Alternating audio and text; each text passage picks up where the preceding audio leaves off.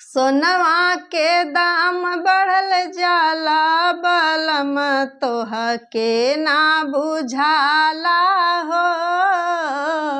सोनवा के दाम बढ़ल जाला बलम तोहके ना बुझाला हो।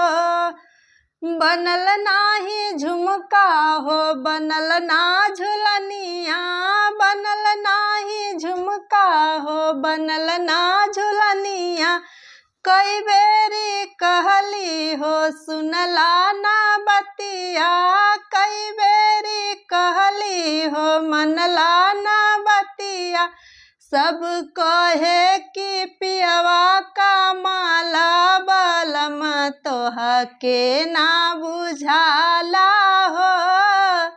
सब कहे कि पियवा का माला बलम तोहके ना बुझाला हो। सोनवा के दाम बढ़ल जाला बलम तोहके ना बुझाला हो। सोनवा के दाम बढ़ल जाला बलम तोहके ना बुझाला हो। बनल नाही टिकवा हो बनल ना नथियावा, बनल नाही टिकवा हो बनल ना नथियावा। कई बेरी कहली हो सुनला ना बतिया, कई बेरी कहली हो मनला ना बतिया। सब कहे कि पियवा का माला बलम तोहके ना बुझाला हो। सब कहे कि पियवा का माला बलम तोहके ना बुझाला हो। सोनवा के दाम बढ़ल जाला बलम तोहके ना बुझाला हो। सोनवा के दाम बढ़ल जाला बलम तोहके ना बुझाला हो।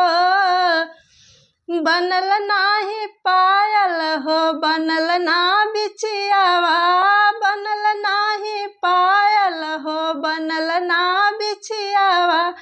कई बेरी कहली हो मनला ना बतिया, कई बेरी कहली हो सुनला ना बतिया। सब कहे कि पियवा का माला बलम तोहके ना बुझाला हो। सब कहे कि पियवा का माला बलम तोहके ना बुझाला हो। सोनवा के दाम बढ़ल जाला बलम तोहके ना बुझाला हो। सोनवा के दाम बढ़ल जाला बलम तोहके ना बुझाला हो।